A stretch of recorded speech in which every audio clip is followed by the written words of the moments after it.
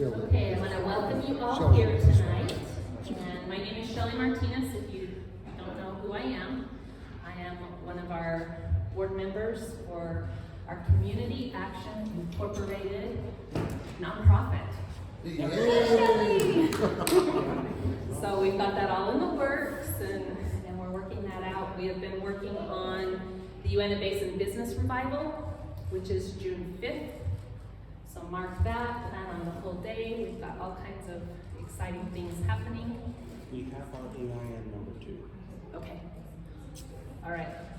So we have an EIN number with our nonprofit, and that way when we get donations, we can put them through the proper channels, and you can get tax write-offs if those are still allowed. And but let's see, we have been really busy. We participated in the SeeMySmile.org, and we have t-shirts still. So we're raising money for lawsuits against the school boards and allowing masks to be removed from our children. So these shirts are $10. There's also bundle prices. But the kids' shirts just say, "See my smile, see my smile." The adults say, "No more masks" on the back.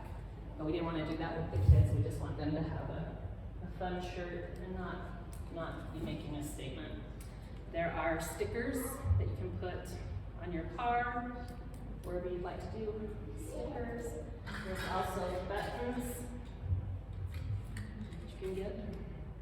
So you can pay Venmo back there, and like I say, all of the proceeds will go towards the lawsuits. They have lawyers that they're working with and have some lawsuits pending right now. Iron County is one of them. So it's moving forward. So if you feel inspired to do that, we would appreciate donations there. We have also on the back table, there are the cards for Dr. Shiva, and he has mask education on there. And there's one also for beyond vax and non-vax. So it explains about the injection and that kind of information is there. Can you think of anything announcement-wise I'm forgetting?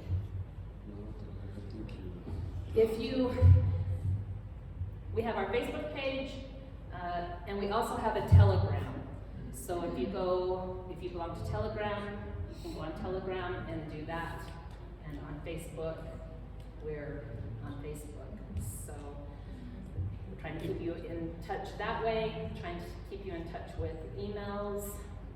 Maybe I should ask, did everyone, how did you know? So we know what's working. Telegram and email. Telegram and email was late. Email? Yeah, we were late on that. Email and Telegram. Email and Telegram. Facebook and email. And Telegram. And I'll just show you a little picture maybe. All right. Okay, awesome. So it's working. We're trying to get organized.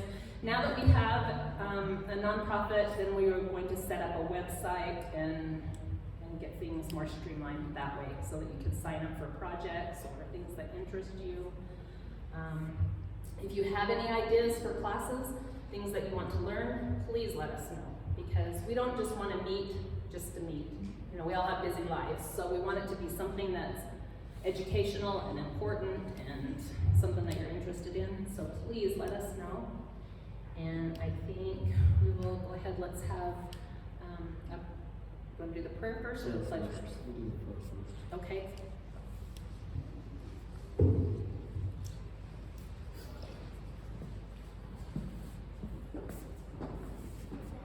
And kind Heavenly Father, we're so very grateful that we have the opportunity to be here today, and grateful for all that you blessed us with, and very thankful for our presenters here today and the opportunity we have to learn about the wild crafting of our natural plants and herbs in our area. And we ask that Thy Spirit be with us tonight, and that everybody will get a lot of benefit and appreciate what's being taught to us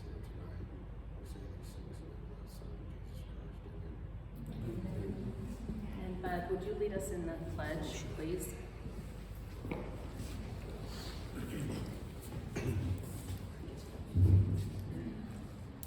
I pledge Pledge allegiance to the flag of the United States of America and to the republic for which it stands, one nation, under God, indivisible, with liberty and justice for all. Thank you. Okay, tonight we are blessed to have Trina and Steve Mortensen here to teach us about herbs and plants, and they have been working with the plants and herbs in our area for several years and have developed some medicinal things. And so tonight is going to be a little overview, a beginning, the starting point, and then if you are interested, we would like to make this somewhat of a master class where we could go out, find where the herbs are, maybe gather some, have other classes to learn how to process, dry, make tinctures, all the things. But that would be on a, whoever's interested, whoever wants to do it basis, and I think it would be amazing. I have just gotten to know Trina and Steve and had some phone calls with them, and I've gone for some treatments, and I'm getting some microgreens from Trina. So I've started my journey of microgreens and nutrition and adding that to my diet, and I've just been really impressed with their knowledge and excited that they're here. So we welcome you here, and thank you so much for coming.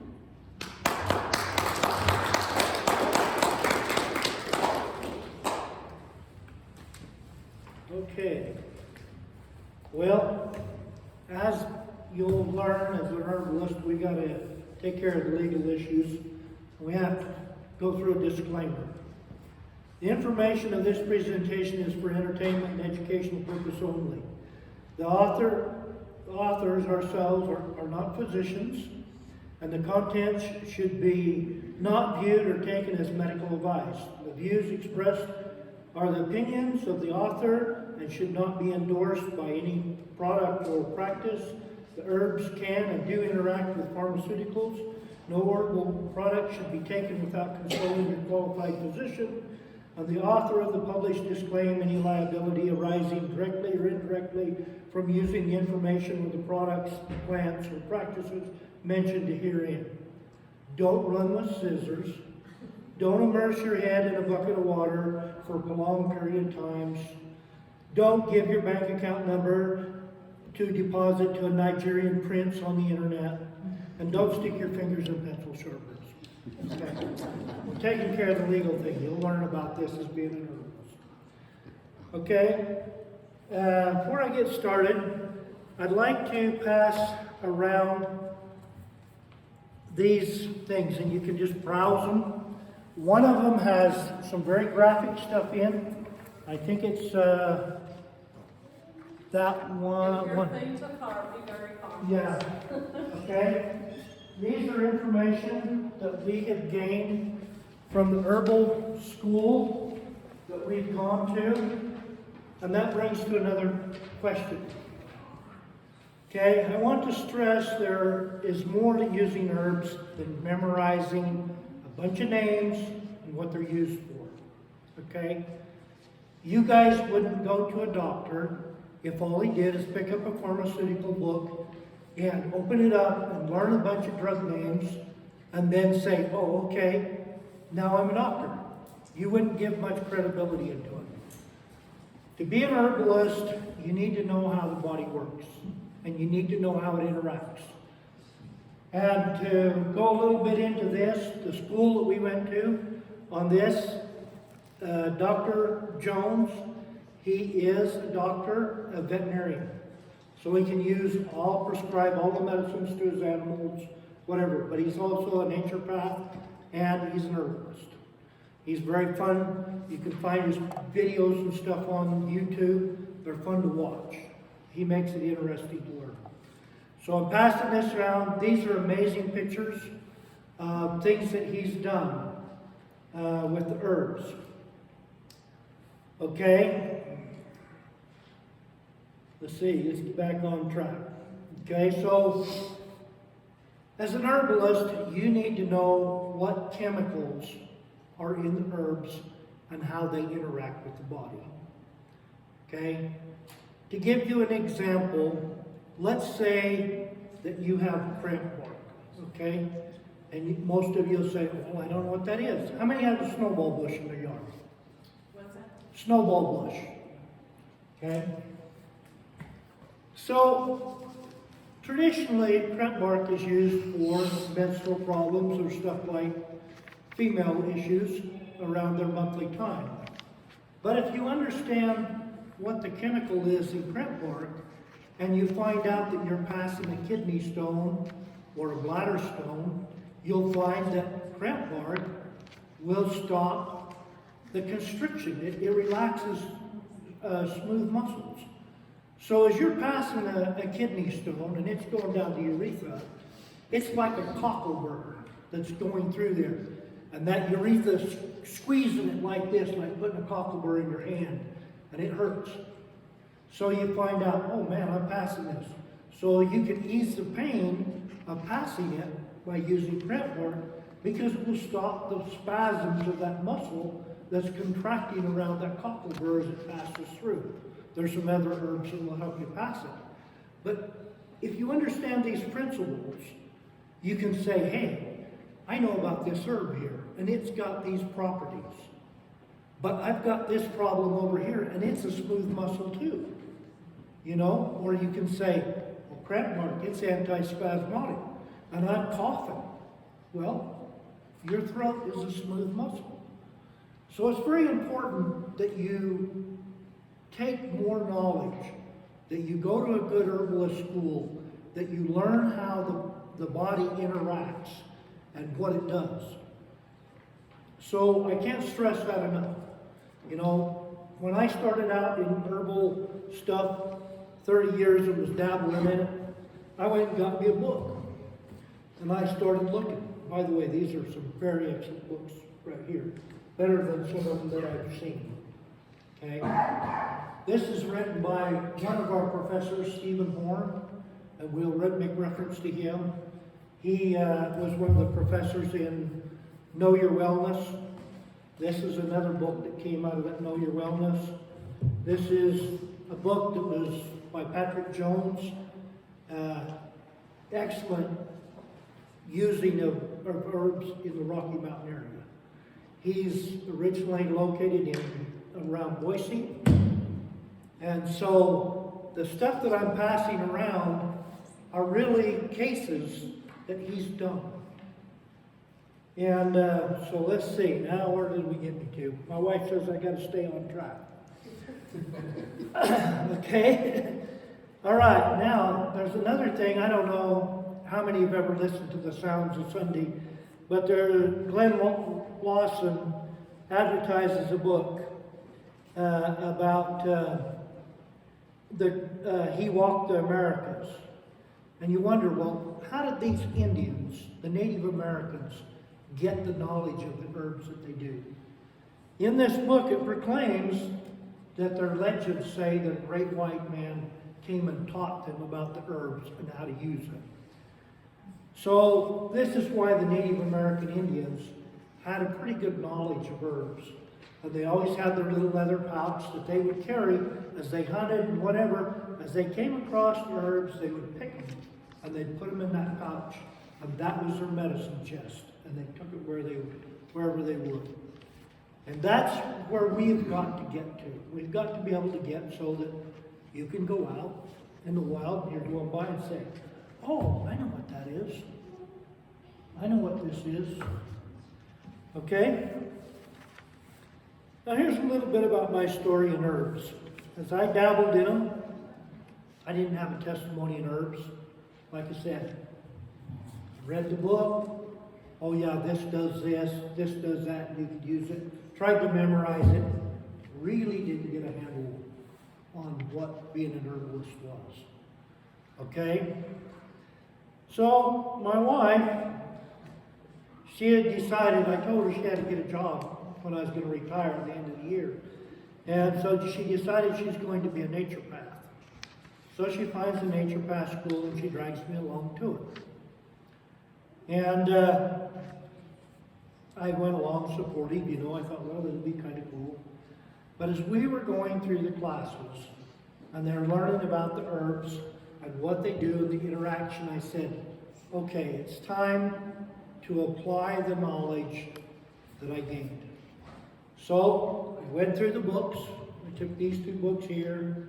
I didn't know about this at the time, and I said, if I was going to build a cough syrup, like a pharmacy where I'm going to go out and I'm going to gather up these weeds, and I'm going to make something, and I want to see if it's going to work.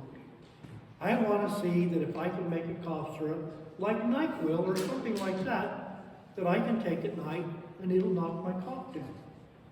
I thought, I can't hurt anybody. You know, here's a good test. You know, let's put the rubber to the road. So, I went through the books and I decided what I was going to put in my cough syrup. I was going to use elderberry, you know, and she'll pass these things out. And so, it comes time, I go up on Diamond up there, go down to Sears, and I harvest me some elderberries. We come home, we mash them up, literally, and put them in, and then to help preserve them, we mixed it 50-50 with raw honey, and then we put it in the freezer for the date that we could get the rest of the stuff down. And then part of the other things that I wanted to in there is there's a little gumweed that grows around. You may know it as a little sticky weed with a little yellow flower. It grew abundantly this year along the side of the highways. Okay? And we didn't know. So we went out and we gathered the whole plant. We found out the herb that we were looking for is only in the flowers. So our gumweed was a little bit weak because we put in the whole plant. So then another thing that I knew that worked really good as an antispasmodic was licorice and lobelia. And I knew that I'd seen licorice, but I couldn't find it. I remember as a kid seeing it.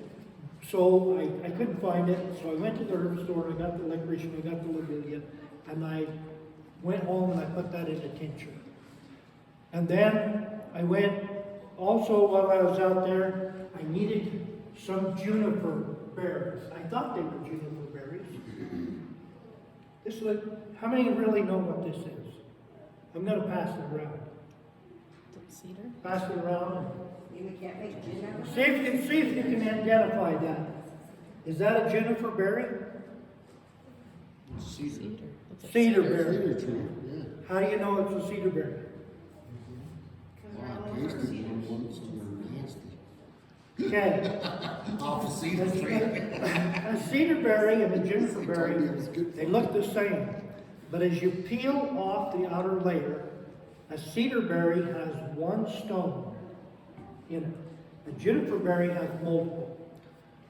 But anyway, so I thought that was a juniper. So I didn't have any. So I went to the health food and I also got some juniper berries. And I put it in a tincture. And then I thought, well, I know that yarrow is really good for the lungs. So if I got a cold, I want to be able to strengthen and work with the lungs. So I got went and got some yarrow. We dried it. We got yarrow in the yard. So we just went out and clipped off some and we dried it. And once we got it dry, we tinctured it. And then we have mullein in the yard. And I thought, well, mullei's really good. It helps get rid of the mucus, you know. And where does the cold reside? In the mucous membranes. The mucus in the sinuses, mucus in the lungs, mucus in the intestine. That's where the virus resides. So I said, I've got to get rid of the mucus. So we mix all this up, and the first batch, I come in there and it said thyme is a very good anti-spasmodic. I put some thyme in. That first batch was so nasty you couldn't hardly take it. It worked. You didn't like it. It's like you needed a spoonful of sugar to take that stuff. So we took we just made a little batch of it with the thyme, and so the next time we left the thyme out. And so that's what we did for our cough syrup. And we had a little bottle, and I kept a little bottle that was in my truck. And I go to work, and two of the guys were in a little tiny room, in a small room, not social distancing at all. And the one guy's sitting at the table, and he's just coughing along. I mean, he just coughing and coughing and coughing, This won't was- shut up. In 2019. Yeah, that's 2019, before COVID. So, and there was another guy there sitting across the table coughing, and I thought, you guys are gonna give this to all of us. So when we got out to work, and I work at the power plant, so I get a Dixie cup and I put some of my cough syrup in it, and I said, take this, you'll at least stop coughing and coughing all over everybody. And I didn't tell them anything that, other than it would relieve the cough. So, the one guy, we come out for break and they take it, and both of them stop coughing. And I'd already tried it well enough, I knew it would work on the anti-cough. And he comes out and he says, I don't like your cough syrup, because I started to sweat, and it just ran off of me. And I didn't tell him that it was going to. Because there's three things that I wanted in my cough syrup. I wanted an antispasmodic to stop the cough. And then I wanted a decongestion, or spectrum, to make it sweat it out. Because I knew that if you sweated it out through there, you would help get rid of the cold virus. And the other thing is I wanted to break up the mucus that forms in the intestines, the lungs, and that, and slough it out. So you can get rid of it. So anyhow, he's sweating. I mean, the sweat's just running off him. And I didn't tell him that it was going to do it. So it was like a double-blind study. And I just kind of giggled and I said, it's working. So that is how I got a testimony that these herbs will work. Now, as I've also passed this around as I went to the herbalist school, there's some very graphic images of a dog that's got its leg all scarred off there. And the professor, Dr. Jones, being a veterinarian, this dog, the guy was drunk, the dog fell out of the truck and his leg rubbed on the tire. And so it rubbed all the hide off, and it took a portion of the bone. It was literally rubbed away. So being a good veterinarian, they brought the dog to him, and he puts him on an antibiotic. Dog's not getting any better. Day 2, he puts the dog on a stronger antibiotic. Dog's not getting any better. It's getting worse. 3rd day, he puts the dog on the most powerful antibiotic that there is on the market. The dog is not getting better. It's getting sicker. It's dying. So he takes his knowledge of the herbs, and he goes to his herb jar, and he builds up a poultice. And you can see it, the bone, the tendons, the muscle is all there. He takes the herbs, and he puts it on there. And you can see the progressive pictures as that dog leg healed. But with the antibiotics, that dog was going to lose its leg. They would have had to amputate it. But with the herbs, some of them that were used in there was comfrey. How many have comfrey growing in your yard? Okay, should everybody should have comfrey. It's outside the door. Okay, This nice lady right here has actually brought a bunch of comfort for everybody. perfect. Plantain. Okay? Comfrey, let's stop a little bit on comfrey. Comfrey is an herb that accelerates the healing. So now, let's go back. We can sit down and say, oh, well, we got a puncture wound. Okay? We want to heal it, right? Not with comfrey. Comfrey will heal it over and it will abscess on the inside. Okay? It will heal it too quick on the surface. So you don't use comfrey for that. But if you've got an open cut, you can put comfrey on it and you can accelerate the healing. I worked in a nursery, and I stepped on a rusty nail, and I'm going, I just started the day. And the ground was all covered with mossy, gross dirt, and my feet are all wet, and I took my sock off, put that comfrey leaf in my sock, put my shoe back on, and continued my day. By the end of the day, I'm looking at this going, it doesn't even hurt. It healed. Yeah. That's awesome. That's Yeah, I wonderful. was in water all day. And I would have been the one I would have been looking for plantain. Plantain also heals, but plantain is a drawing. In other words, if you have an infection or anything in there, a snake bite, you want to draw, plantain is excellent for this. I don't know about you, I got it growing in my lawn, I've seen people in their lawns, plantains everywhere in it. You know, it's a noxious weed to them. But it's a wonderful herb for healing and drawing and pulling. Now I'd like to tell you a little bit of a story from the Dr. Jones taught us. Is he had a friend, and his friend liked to go out like back in the high Uintas. But he was 4 days. He'd walk for 4 days into a wilderness area. And no cell phone. He was just in there, just a 4-day walk to be alone. Well, he's climbing a cliff, and a rattlesnake bites him on the hand. And it's not a dry bite because it starts to swell. And as it swells, he's going to be a dead person. And he knows it. But because he had a knowledge of herbs and what to do, he climbed back down, went down to the creek bed, and found plantain. He chewed it up and made a poultice, and he changed it every hour, and he started taking plantain internally. It saved his life. You know, the plantain would draw the poison of the snake out.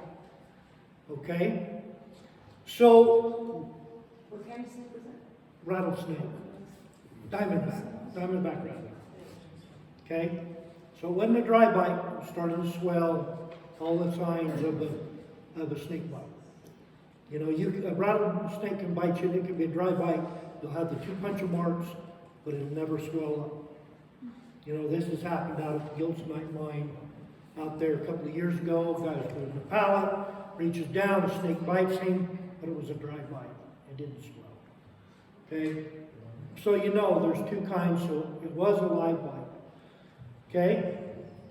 So it saved his life, but he had a knowledge.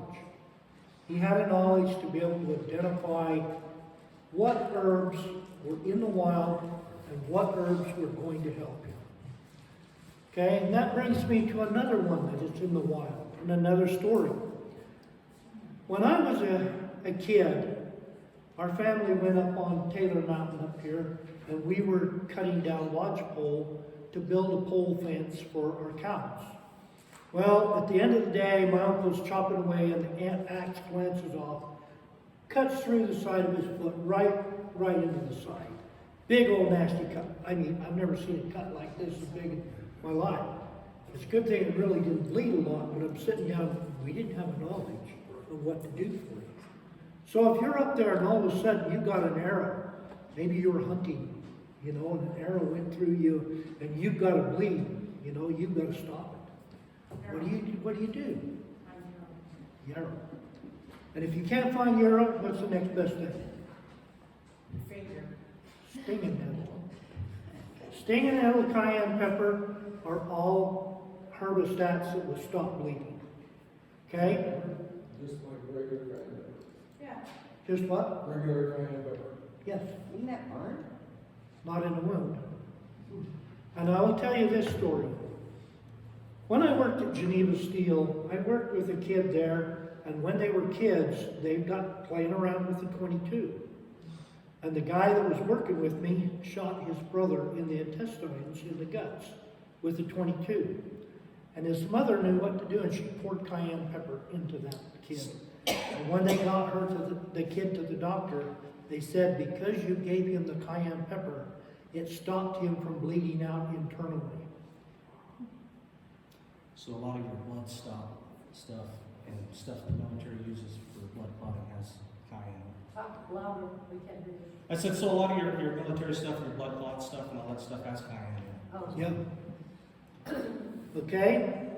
And Dr. Jones, when he gets in a dog or a cat that's been run over, got internal bleeding, first thing he does, he gives it a tincture of cayenne pepper.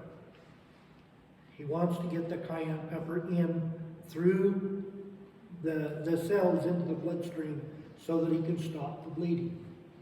So those are just things that if you have that knowledge, It's going to be very, very helpful to you. Okay? Now, gotta stay on task, the wife says. She was so concerned. Okay?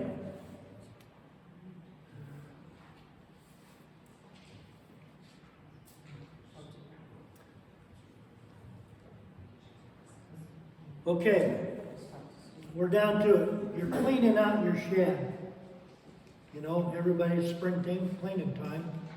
You're digging in the boxes, and a black widow bites you, or a brown recluse. You've got a serious problem, especially if it's a brown recluse. Okay? What happens from the venom of a brown recluse spider? What does it do to the skin? Just needs a big old hole. Dissolves it. Okay? What it does is the venom from a brown recluse and a pit viper are the same kind of venom. They go into the skin, and if you can imagine, each cell has a little concrete or a little glue that holds each cell together. Okay? And there's a term for it, and I'm not going to look it up, and I can't pronounce it even if I did on that. But there's a cement that cements those cells together. That venom goes in there and it dissolves that cement. Because how does a pit viper and a brown recluse and that, how do they eat their food? They suck it up through a straw. You become a smoothie. They got to dissolve you.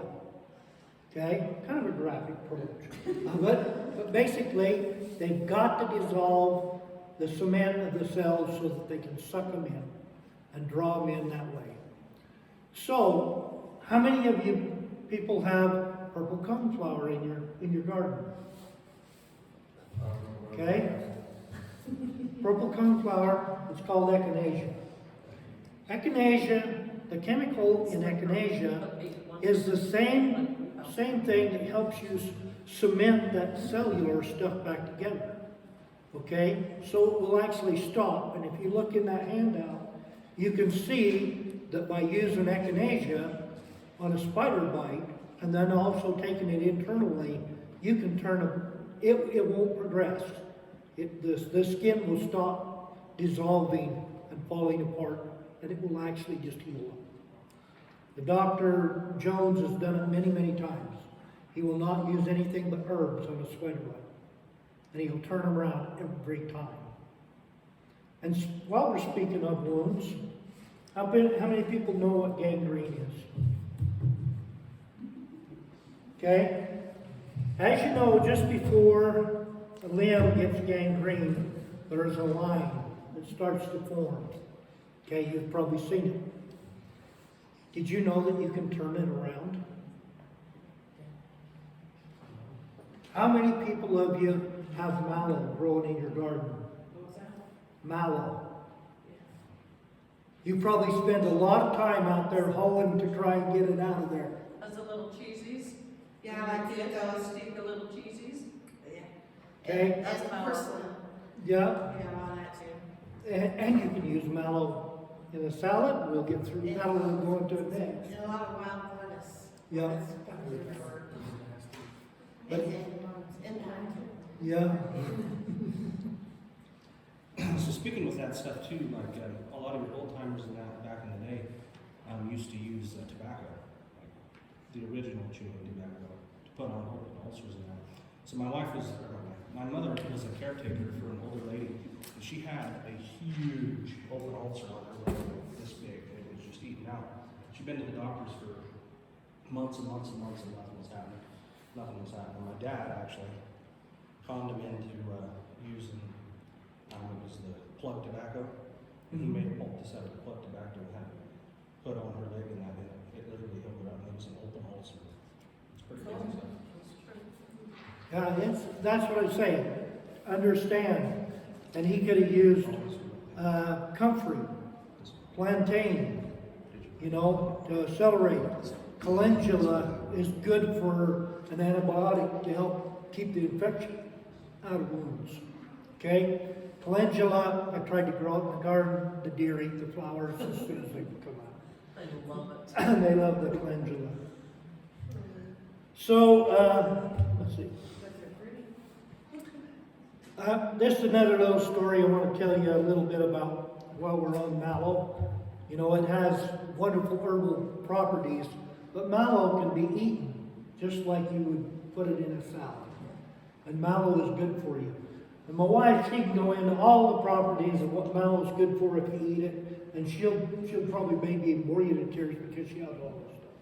But she's good at it. But we were learning about herbs and about what was edible. And so I volunteered to make a salad for my family for a big dinner. So I go down and I get me some lettuce and some radishes and a few things that you normally put in. And then I went out in the garden and I picked purslane and I peeled off all the little leaves and put purslane in it. And I went out and got mallow and I threw mallow in the salad. I didn't tell my family that they were eating weeds. But the salad was all gone and everybody said how good it was. So, and they ate most of it, was filled with a ton of weeds.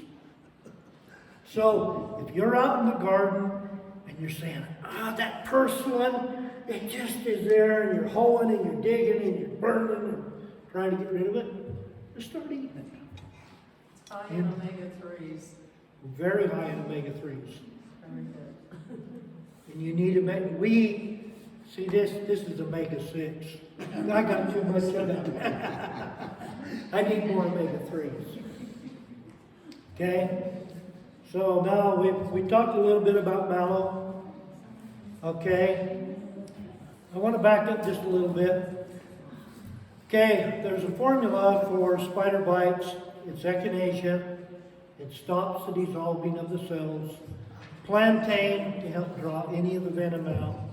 Marshmallow is soothing, and dandelion root. Marshmallow. Yeah. Not Kraft marshmallows. Yeah, the marshmallow root. Not the white puffy ones, no? Oh, okay. I didn't know. I thought maybe you had your hand up. Okay. We all recognize the echinacea as a purple coneflower that grows in the garden. Okay. I suggest that you put some in. You plant some. It's a pretty flower. It's kind of a wildflower. If you go get a wildflower mix, echinacea will be part of it. And it's a purple cone flower. To harvest it, you just go out there when it's in full bloom in the morning, and you lop its head off and take the flower in and dry it. Okay? Well, if you take the little, is it seeds? Well, you want to get it in the flower, in the cone. For colds though. Huh? You take echinacea for colds. You can take it for colds, yes. You can take echinacea for colds. Okay? And echinacea is, it's like an antibiotic also, you know. It has other qualities in there besides just putting the skin back together, you know, and holding it together. I mean, every herb in there that you look in there, there'll be probably 5 or 6 different properties to it. So yes, echinacea is good for that.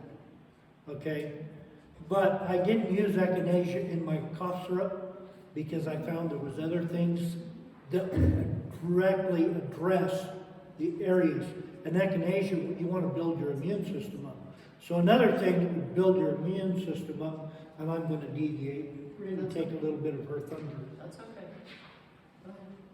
is building immune system is ginger. Ginger is really good. With COVID going around right now, ginger is your friend. You got a couple of really good friends that will really curtail COVID. I got COVID. I was introduced to it because my dad's 94. My sister gave it to him. He had a respiratory problem. We took him to the hospital. My sister wouldn't get tested. We took him. They tested positive for COVID. I'd been around him for several hours. So on Thanksgiving, I come down with COVID. I had to go down and get tested, so I knew it was COVID. Had a positive test. But because of our knowledge of herbs and the things we knew, we had lemons, we had garlic in the house, and we had ginger, because I like ginger in a green drink, and we had pure maple syrup and honey. We made what's called a garlic lemonade tea. Okay?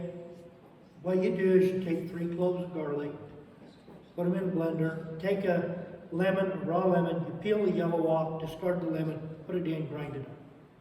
Add 4 of warm water, and put a little bit of ginger in there, and then sweeten it with pure maple syrup. Anything that doesn't have refined sugar in it.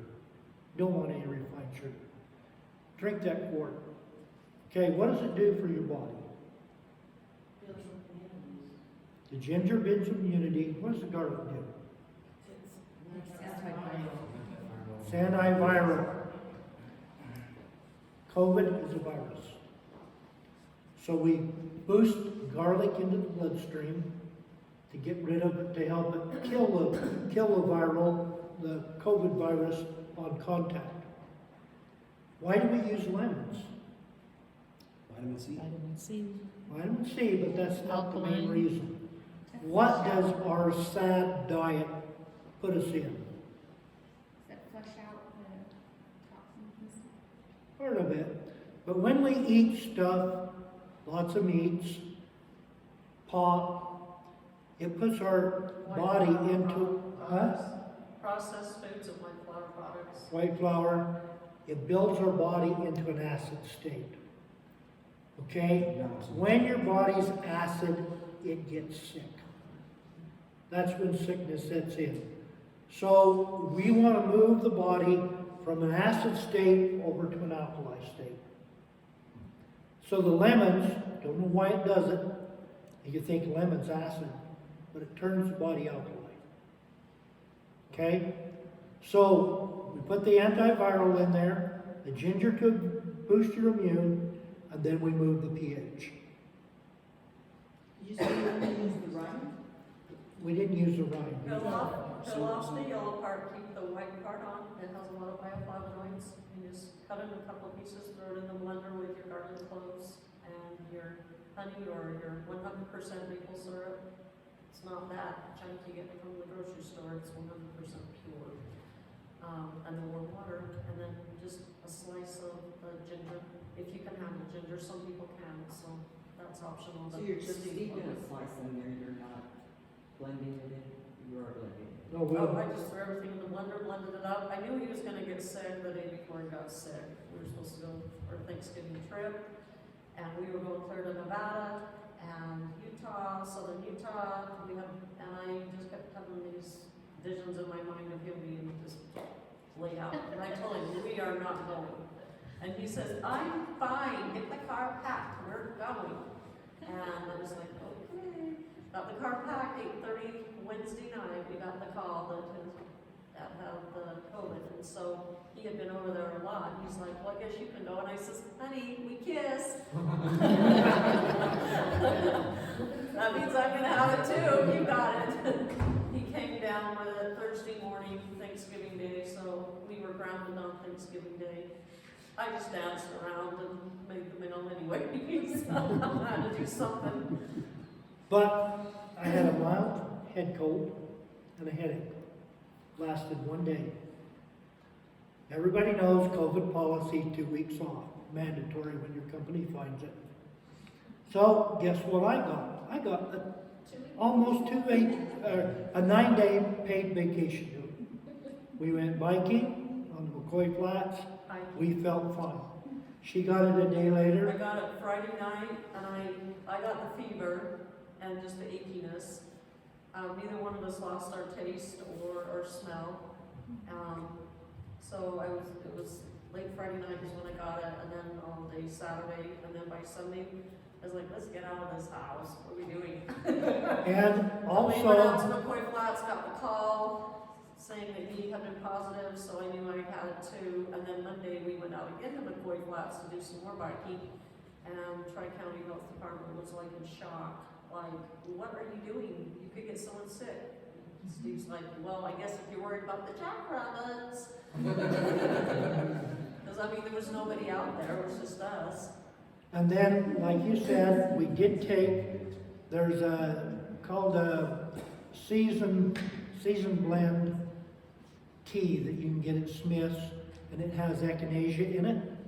And then it has Gypsy Cold Care. Gypsy Cold Care, and something else. We took a little bit of that too. There's 3 different tea blends that you just go right down to Smith's and get them. Yeah. And so I just made up a quart garlic lemonade, flushed it down. Quart of the tea, flushed it down. A quart of Airborne, half grape juice and half water, flushed it down. And he just got flushed down all day Friday, or Thursday, and then it was me all day Saturday. We flushed each other out. So, and my dad's 94 years old, and he's got it.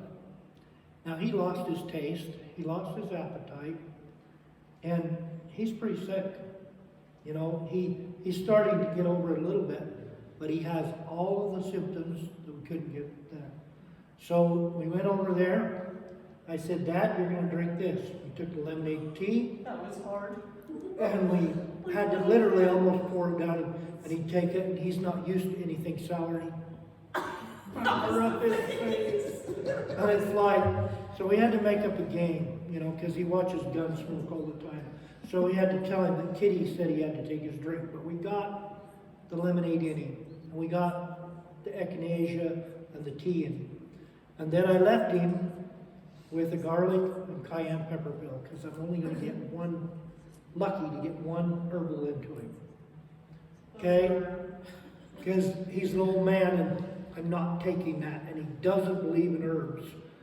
But we got enough cayenne, garlic and cayenne in him, that we got his appetite back, we got his taste back. But he said, I'm not taking that stuff no more. You might as well take it home. Okay? So do I have a testimony that this stuff works? Yes. I believe in it now. You know? Medical stuff has only been around for 100 years. These herbs were put on earth for us in the beginning, in Genesis. Let me tell you a little bit. Let's back up. I'm going to sidetrack a little bit. In our studying, I was just going to say, I got a big testimony on it too. Me and her got COVID earlier this year as well. I was over it fast, like super fast, done kind of the same stuff you did. And, well, I guess it was last year. It was in November, during my birthday.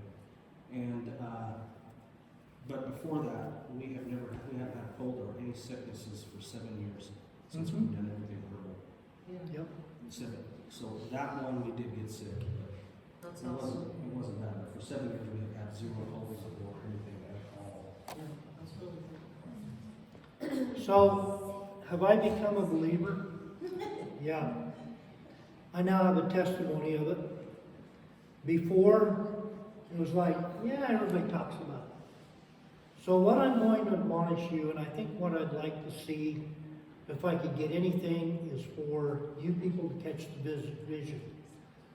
Sign up for an online to become an herbalist, because there's more to herbalism than just memorizing what's in the books.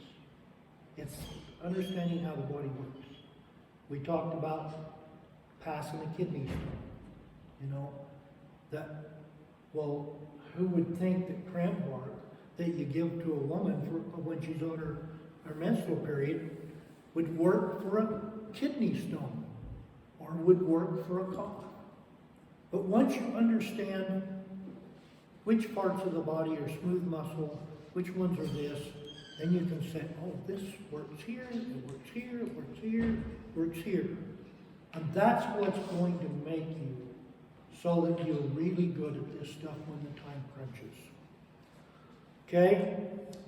And I'm going to deviate a little bit. She's going to get after me a little bit. No, I'm fine. I would like to ask you the question. How many have food storage? Okay? How many have wheat stored?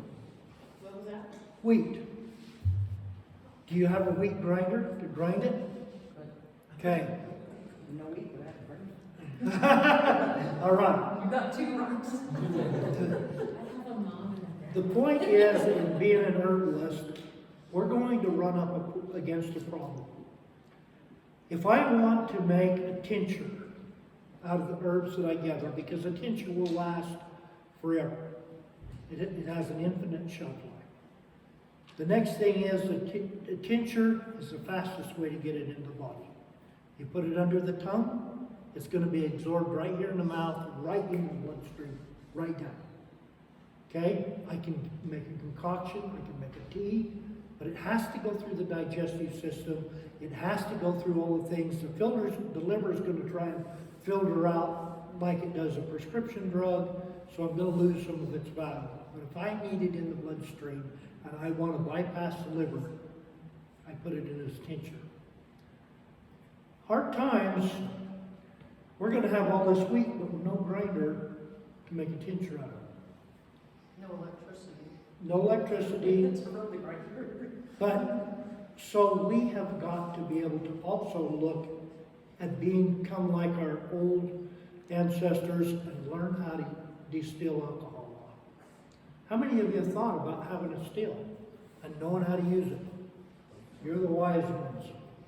Okay? In storing and making preparation for the future when things break down, make sure that you store the still and know how to use it. Okay? Make sure you stock a lot of alcohol too. Alcohol will be a commodity that you can trade. It will be, Everclear. yep, you need Everclear and vodka. Okay? You can use brandy for maybe the cough syrup, but brandy's got a lot more water and a lot of other things in it. I have to store the vodka. That's not gonna happen. But what I'm saying is, A lot of your tinctures are made with your alcohols. yeah. If you could, okay. But anyway, maybe you want to store yours as potatoes. Okay?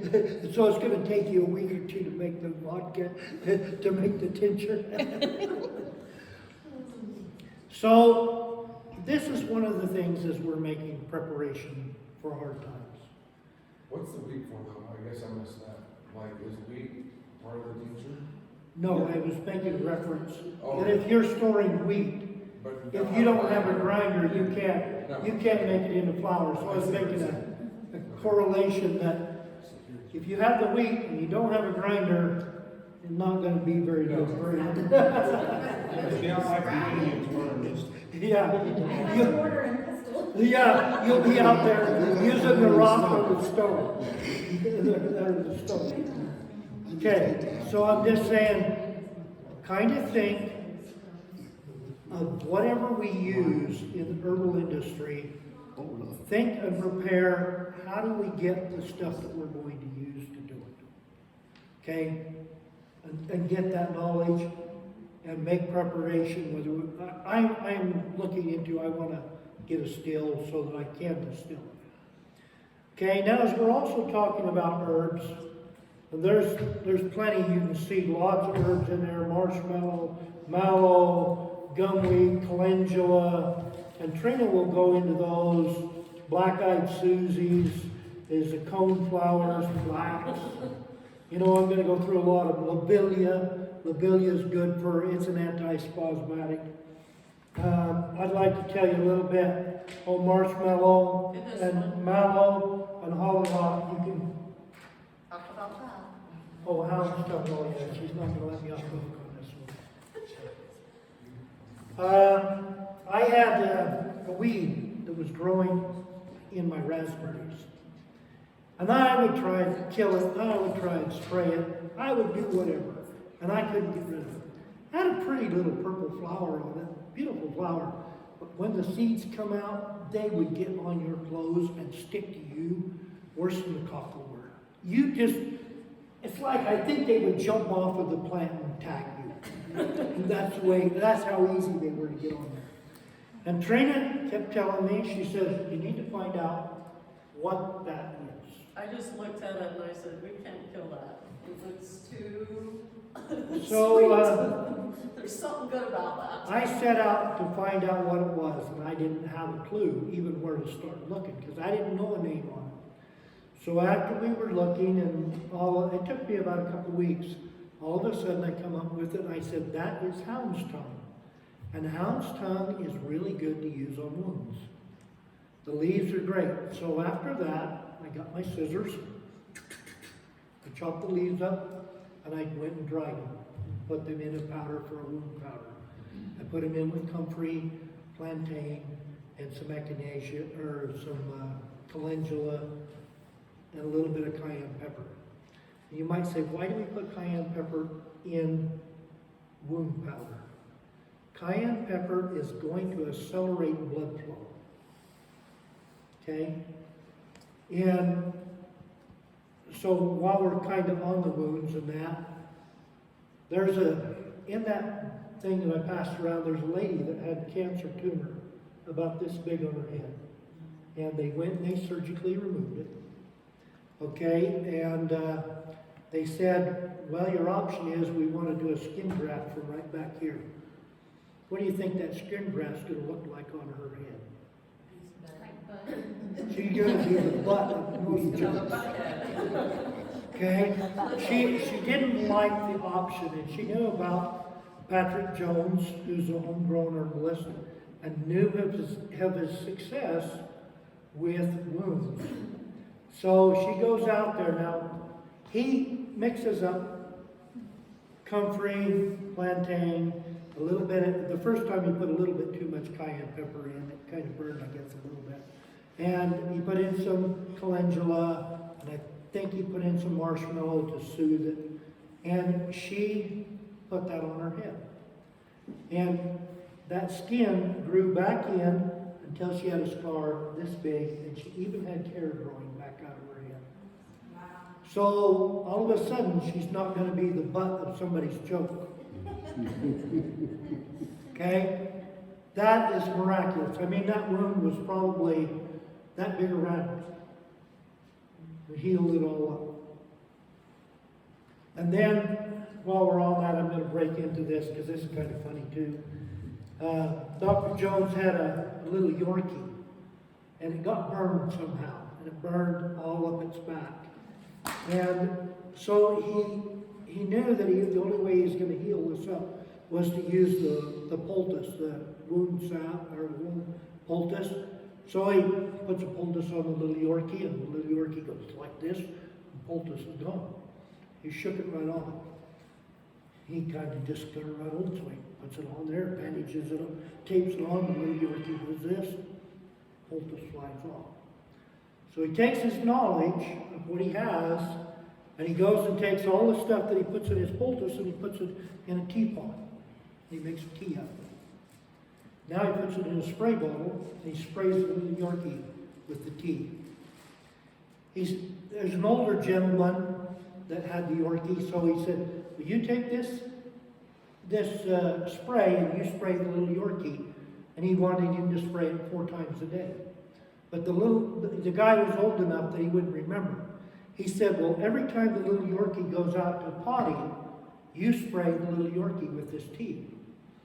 Well, what happened is he brought the little Yorkie back 2 weeks later, and it's completely healed up. And I mean, it's super accelerated faster than it should have ever healed up. And so he starts to question him. He said, well, how many times did you spray him at a time? He said about 15 times a day, because the dog would go out and wanted to chase a squirrel or whatever besides just going out of potty. So the old man thought every time the dog was out, he sprayed it. So 15 times a day, he sprayed it and completely accelerated the healing on that little Yorkie. So it goes to show that you can do miraculous things with these herbs. There's Dr. Horn.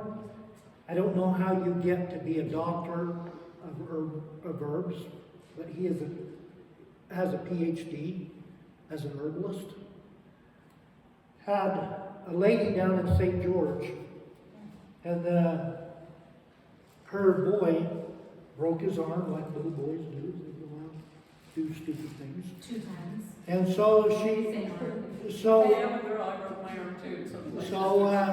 take him to the doctor, get an x-ray, get it set like a good mother does.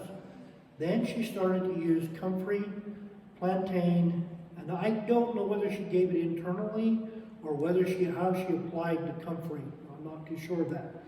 There's a recommendation that if you use comfrey, that they've done a study, that they took rats because nobody really gets attached to them. They fed them a concentration of comfrey and they developed liver lesions. So there's now an FDA warning. Don't use comfrey internally because it may cause liver lesions, you know. But who's going to feed rats concentrated comfrey anyway? You know, it wasn't a really good study, but so whether she gave it to him internally, I don't know. But I'm going to say there is that warning that they come up with that comfrey internally will cause liver lesions. I drink comfort tea all the time. Yeah, I put comfrey in all of our microgreen drinks in the summertime. And when my grandma raised us up, every summer when the comfrey came out, she would blend it up with some apple juice. Never had a problem. In fact, Dr. Jones says he does not even worry about that. He doesn't think there's a problem. So in 2 weeks, they go back to the doctor for his follow-up thing. The doctor takes an x-ray.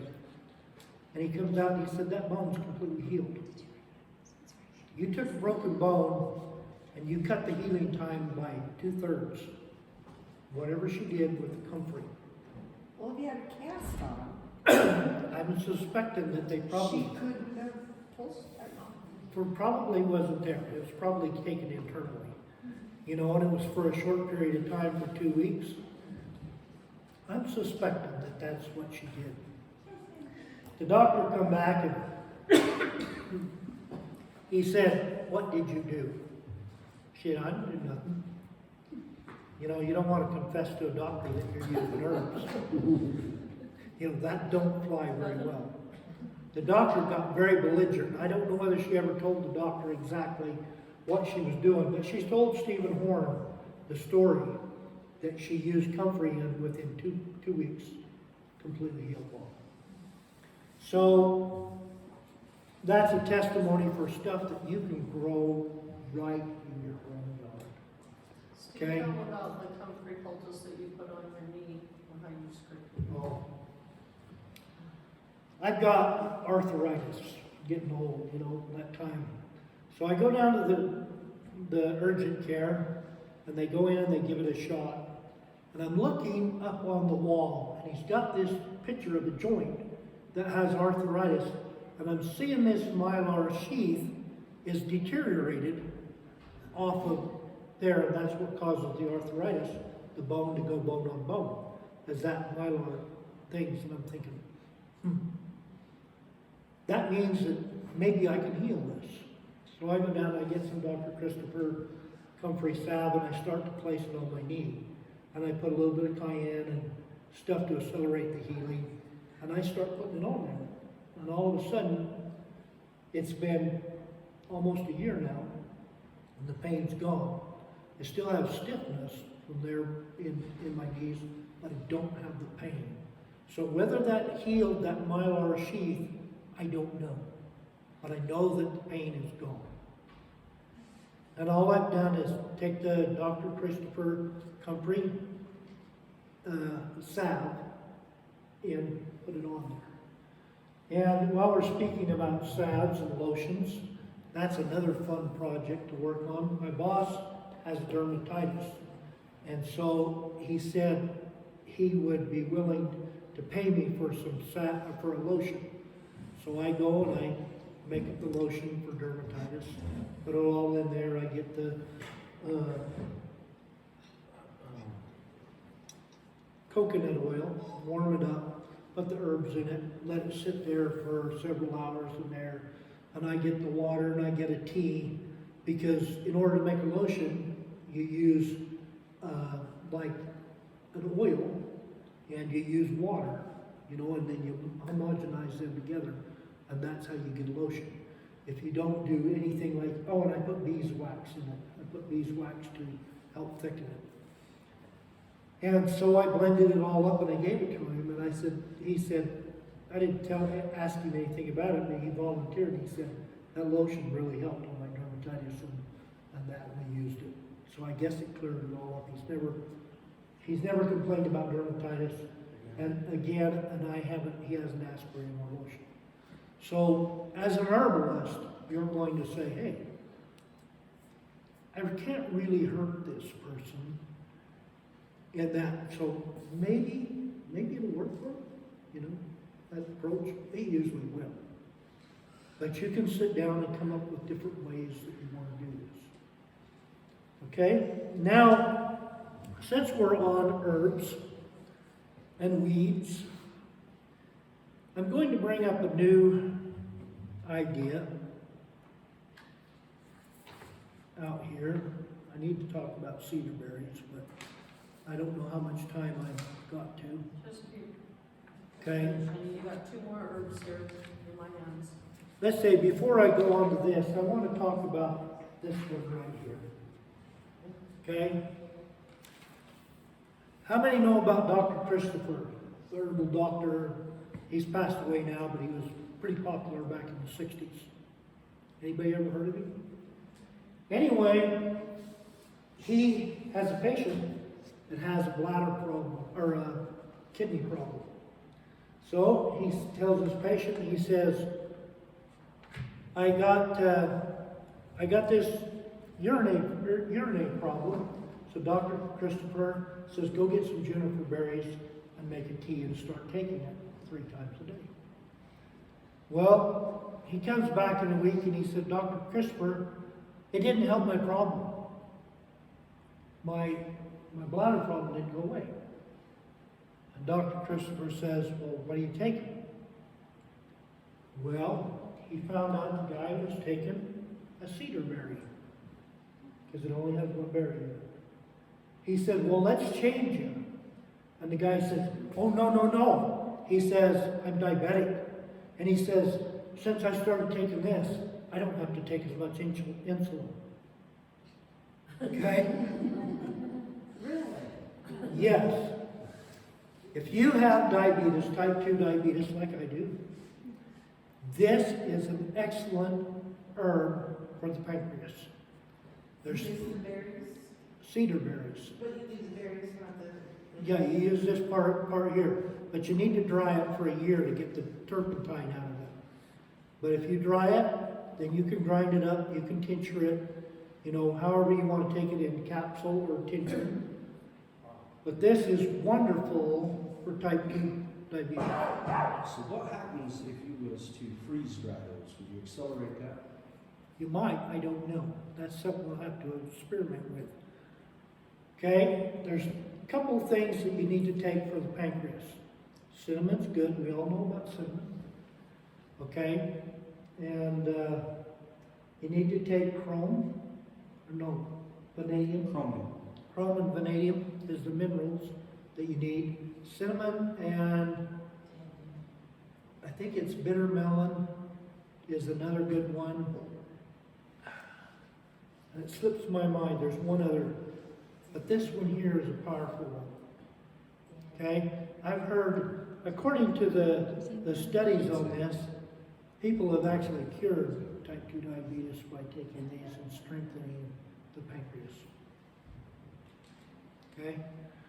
Diabetes is a blood disease that comes out of the pancreas. And they have 1 seed in juniper as Yeah. many. Yeah, take this and peel the skin off and you'll see. You guys can all take one off of that.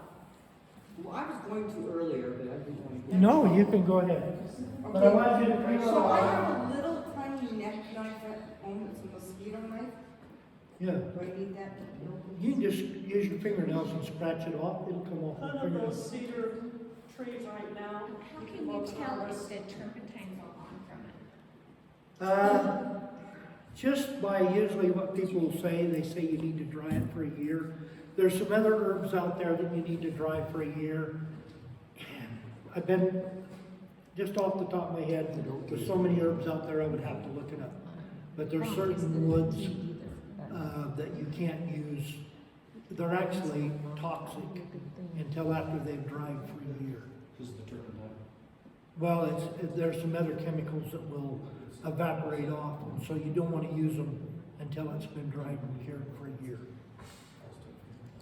So that's one of the things that I want to talk about, like say, is for diabetes, because I have it. Okay, I used to be on metformin, and in my job, that was horrible. You didn't know when you were going to have to go poop, and you could be anywhere. That was, you'd be going down the road, and it's like there ain't a bush big enough to hide you. Okay, So, you got two more that I've got here for you. I couldn't find a picture with the berries. oh, Okay, hand me that then. this is the choke cherry. Okay, we're going to start this one around. This is choke cherry. It's also, we have used that in our cough syrup because choke cherry in and of itself it's an antispasmodic. But the most powerful part of the choke cherry is in the bark. That's why I passed that around. You want to scrape the bark off till you don't get too deep into the wood. You just want to scrape off. There's a green layer that will be around there. You want that green layer. Okay? That's where the antispasmodic. And so it's just a bark.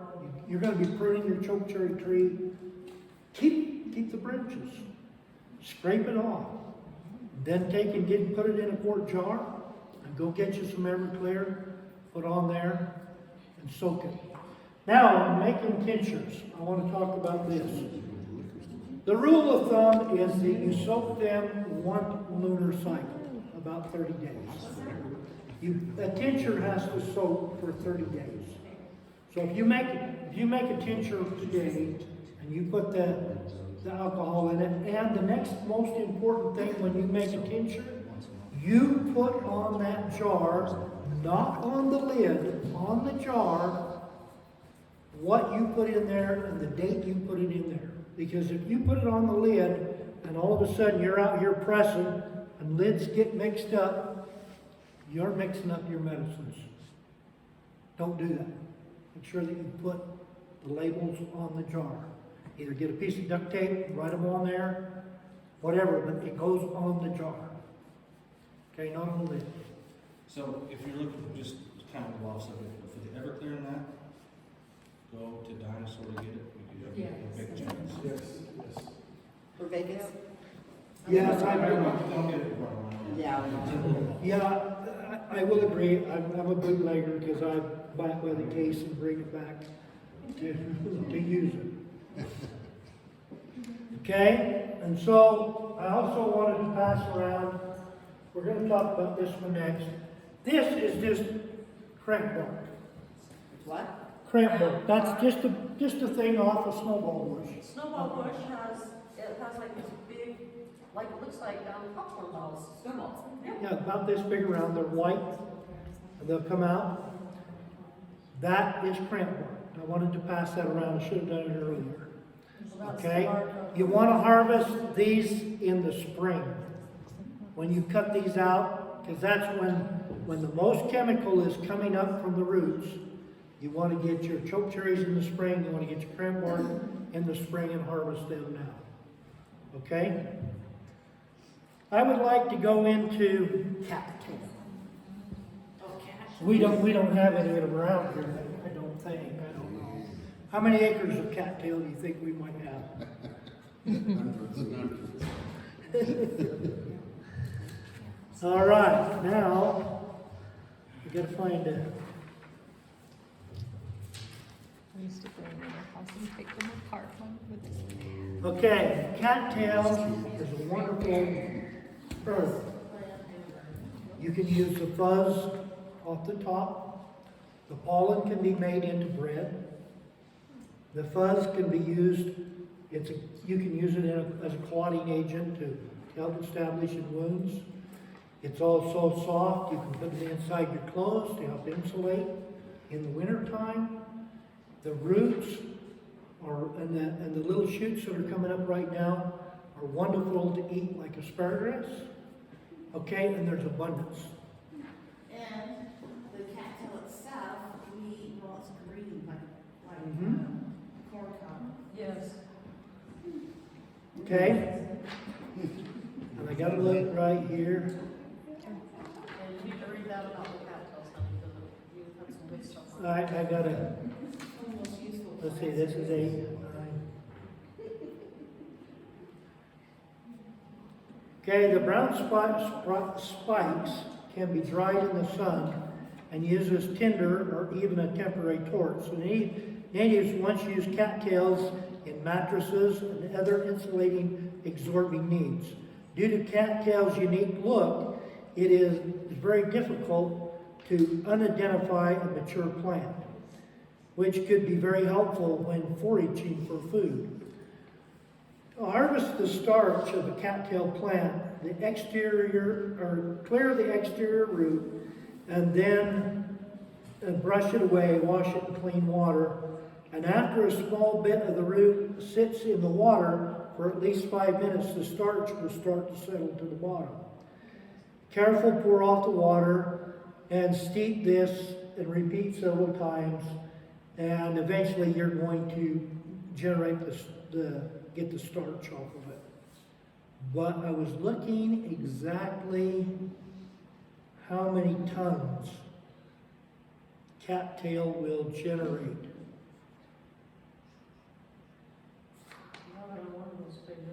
It's one of these papers right here. We store wheat. We may store potatoes. I don't know how many pounds of potatoes you store every winter. You can use cattail root like a potato.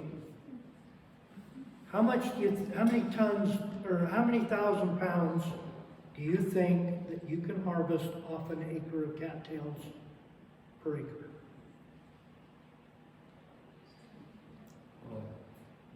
Over 6,000 pounds. You can't get that kind of harvest with potatoes. It has the same starch in it as a potato. Can be used like a potato. Can you imagine if hard times hit and we've run out of our wheat and we've run out of the other stuff? If we have a knowledge of this, you think we're going to go hungry out here? I think it was the Civil War, they said they lived on those cattails. That was during World War II. They were talking because of the shortage of food and stuff like that. The United States government was considering using cattail to substitute for potatoes. And I brought those Jerusalem artichokes because we need to spread those puppies. Because you can harvest those all winter. They're really good for diabetes. And they don't store very well, but you can dig them up during winter time and eat them. And it tastes so good. And I got lots more of them if somebody wants more. Well, I've got a few growing, but I need to get them out in the sunlight. They're under a shade tree. But I know what they are. And this is what I'm saying. Simple things like this is what's going to save our life. And we are sitting in a gold mine. I don't know how many thousands of acres of cattail are on that Green River. You talked about reducing it down and getting the starch. Well, you can use the starch. What are you doing with the starch? I'm missing a page here or somewhere. Like a thicker agent. Well, yeah, I can get a You thicker can make agent. flour with the seeds. You can make flour with the seeds. You can get the starch and use it to thicken stuff up. On the top of the list, cattail apparently tastes like cucumbers. I'm looking forward to digging some this year. So then you can just eat the root or you- it's Yes. like Yeah. Yes. We kind of missed that. Yeah, and that's what I say. I kind of missed it. One of the most important minerals in cattails is magnesium. Okay, it's more edible starch per acre than potatoes, cat o' nine tails, rice, yams. A single acre of cattails will produce around 6,474 pounds of flour in an average year. Cattails were reportedly set to be fed to World War II soldiers who were fighting in first. Cattails have long been referred to as the supermarket of the wilds, an old Boy Scout motto. You name it, we can make it from cattails. Okay? You can use the brown spikes on the top, can be used, like I said, about torches. It's also harvested. Cattail, you clean it, the root. The cattail, let's see, although it is not dangerous to eat the cattail stalks, many folks who have done so reported getting a stomachache due to the high levels of starch. There's plenty of starch in the root and nutrition. Peeling of the root can be less intensive labor way of cleaning them to remove excess starch from the cattail. It says once peeled, chop the roots into smaller pieces as you would do a carrot, then pour a pound or place the root in the water to clean them. You can also remove long fiber strings, pound them into a powder, use them like flour. Once they've been allowed to dry, you just dry them, pound them into flour. Cattail roots can be boiled and used the same as potatoes. They can be roasted over an open flame. Okay, they can be blackened and has a spongy consistency on the outside. When boiling or roasting cattail roots, make sure to split out the fiber strands so you do not ingest too much of the starch in there. Roasting cattail roots on a barbecue is an option. When you're survival, you can just roast them in any way that you want to do that. Okay? Pollen can be made into biscuits. Cattail can be made into a casserole, mixed together with breadcrumbs and beaten an egg, half a cup of milk, shredded cheese, pepper, salt, and 2 cups of scrappled cattail spikes, and a diced dried onion. Put in a casserole dish, bake 25 minutes at 350 degrees. Okay? So, I bring that up because in this group, when the apocalypse hits, we need to gain the knowledge that our ancestors gained. Okay? We need to be able to have a knowledge of herbs. We need to be able to have a knowledge of what weeds are growing in our garden that everybody else is chopping out. You know, everybody else will be sitting down and they'll see all this purslane growing on the ground. They'll give it to you because they don't know how good it is. Purslane has that slimy substance in it, like an aloe vera. It can be used on burns. It has a mucilage. It has 100 uses internally. Honey, we gotta wrap that up. It's Okay, sorry, I didn't get away from the time. It's all right. There's some handouts here. No. No? We'll have to do another class. Okay. Can you finish up on the spider bite stuff? You said purple cornflower and marshmallow, and then you went somewhere else. Okay, there's It's up there now. I got the mellow one here. well, on the spider bite, You were talking about The recreation. echinacea? okay. The cornflower's explanation. What I Yeah, passed echinacea and around marshmallows. was, He said there were like 4 things, but we never got all. Okay, let me get to it. I know that I jumped over a lot of stuff. Okay.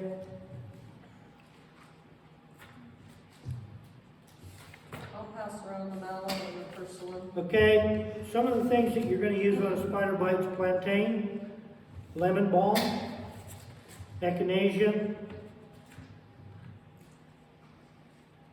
maybe a little bit of calendula, because calendula is an antibiotic.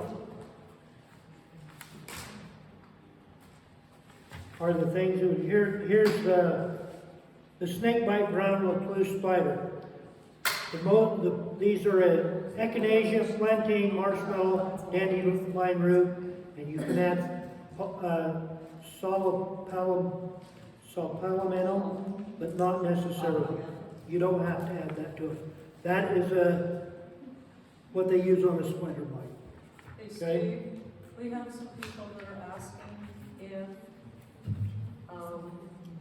They can either take these and make copies, or if you wanna make copies, or how you want to do that. You know what would be great if we could download them and put them in files on the Facebook page.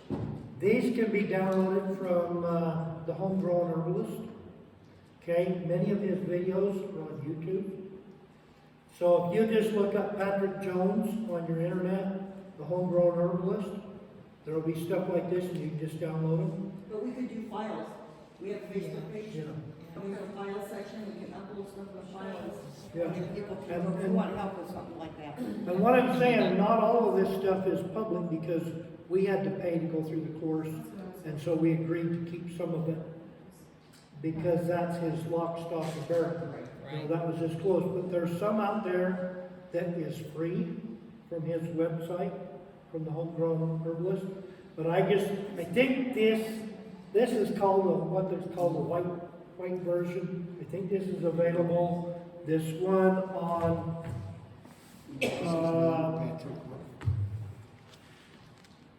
What was I'm not Patrick, what was thinking his it last was name? lots of stories right now. I don't want to get started, like, Oh, you didn't tell the story about the 3 ladies that got bit by oh snakes? yeah, I'll wrap it up real quick. There was Dr. Horn, there was down in St. George, there was 3 ladies that were out there working in their flower garden. And they uncovered a nest of black widow spiders. And all 3 of them got bit, okay? And the one lady elected and knew to take echinacea. And it was on a weekend, so they didn't want to go to the emergency room. They were just going to go in and see their physician on Monday and get it taken care of. How big of a deal could it be? Baby black widow spider bite? Okay?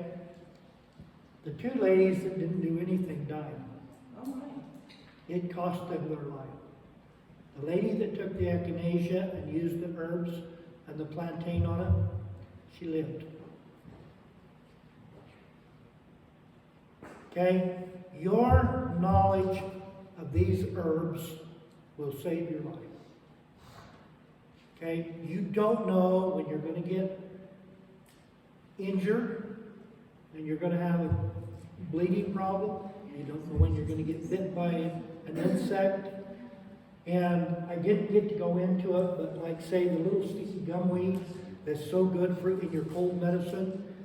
You get hiking down from Flaming Gorge Dam on the river trail, there's poison ivy all along that trail. The best thing you can get for the inflammation is the gumweed. My husband calls it rosin. Called what? Calls it rosin. The gumweed? Yes, some people might say it's. Yeah. Is that the one that's so sticky? Yeah. Okay. Yeah. Its actual name is gumweed though. Yeah, So, but people in this area might call it rosin, so. yeah, I've heard it called that before too. yeah, just so, in case you're not familiar with that one. yeah.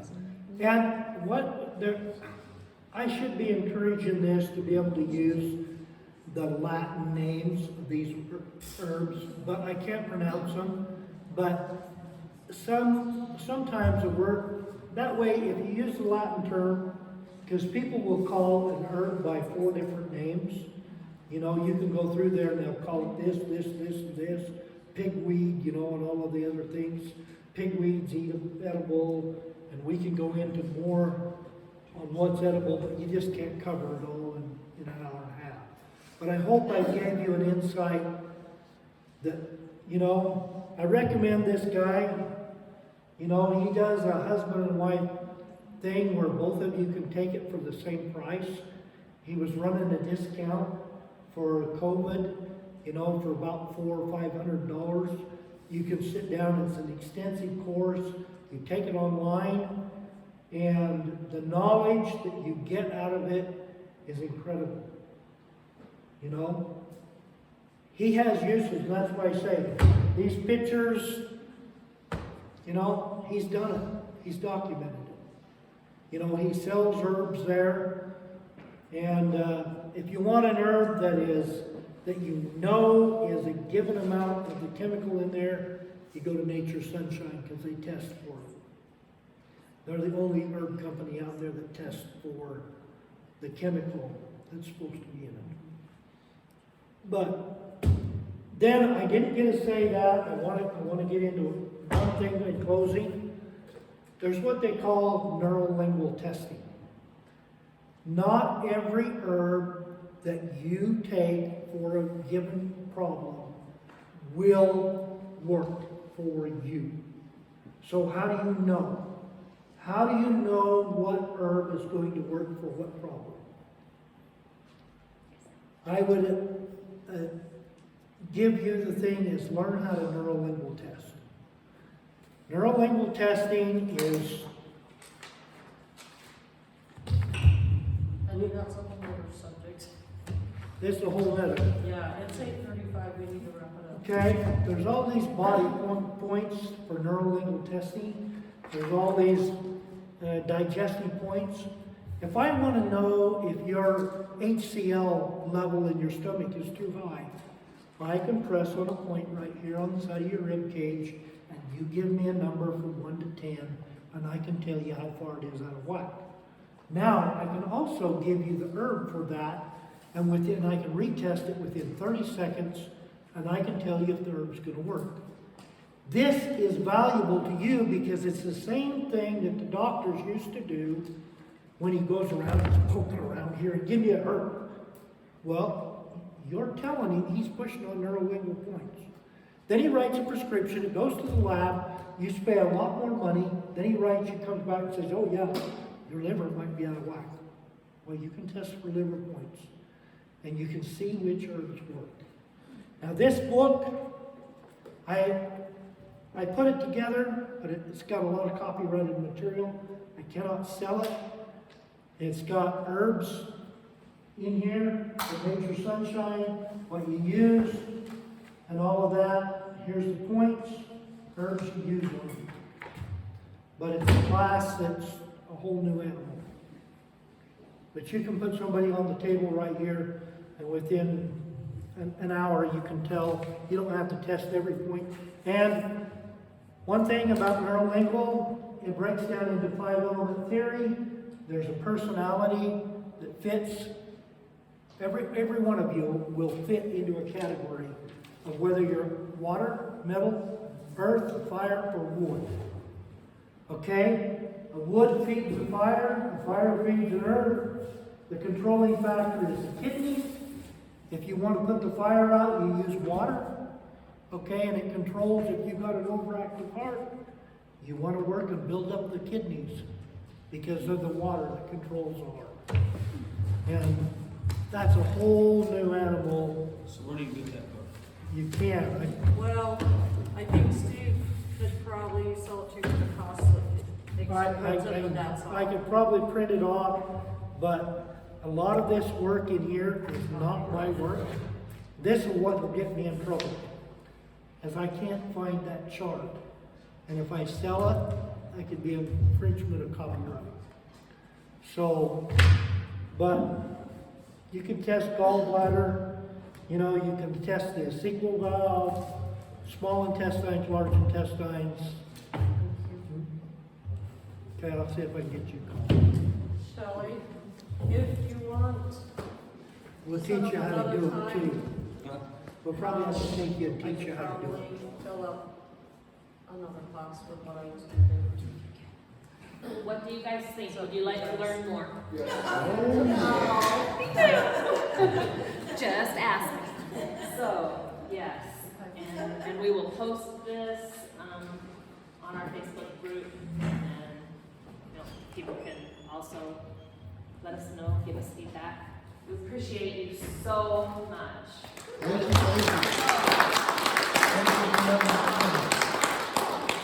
All that stuff that I've been trying to get rid of in my yard. Don't get rid of it, when you get But rid of it. you can't like use sprays or fertilizers even. Yeah, you don't want to use fertilizers. Manure. That's one thing about mullein, is it's known to suck up all the junk. So don't use Mullen where there's been any kind of industrial waste or any kind of pollutants or anything like that, because it actually cleans the land, it soaks it all up and holds on to it. Mullen. No, goat food. I'm sorry, it's in my goat pen. Um, I can't believe it's in my goat. no, I'm talking probably about chemical stuff, I'm not talking about natural manure and. So can you grow these things in containers?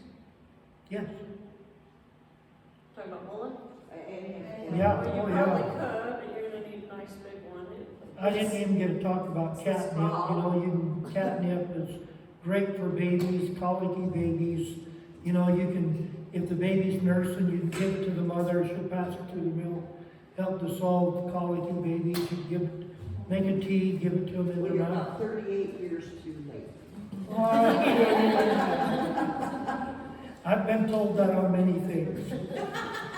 Well, if we want to do some more classes, do we want to, I could probably take it in 2 weeks? at least an hour, maybe an hour and a half if I got more time, because I had a lot more stuff that I was like, oh, okay, I don't have time to get all that ready.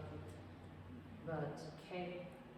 All right, then let's, I got 30 pages worth of stuff ready. Do you want to do it in 2 weeks or 1 week or what? 1 week, we're getting busy. I will be gone. I have classes that I took up in Idaho from Dr. Adamson. So I've actually got 3 different things I'm taking classes from. all right. So I will be gone for a couple weeks, so I will need to coordinate with you. Okay, we'll coordinate, then we'll get a schedule, and we'll get a few of them laid out. So it'll probably be a couple weeks before I can do it. You can let us know. Yes. Okay. So what's a good approved for like morning sickness, for nausea? I didn't hear that, I lost my hearing. What's a good approved for like morning sickness, for nausea, something like that? I would have to look up, but I will say catnip will help to stop the nausea in there because it will settle your Do stomach. you want to send me a friend request on Facebook and I'll look that up, because I know I came Yeah, across something. there's some I just others can't that you remember wanna off the do top of my for head. it, but I know that catnip is good for that, just off the top of my head.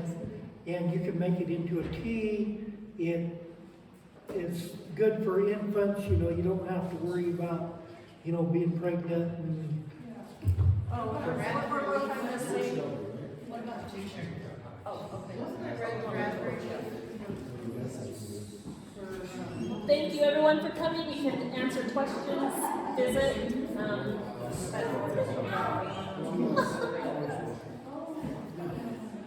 So, thank you, and we'll let you know when the next meeting is.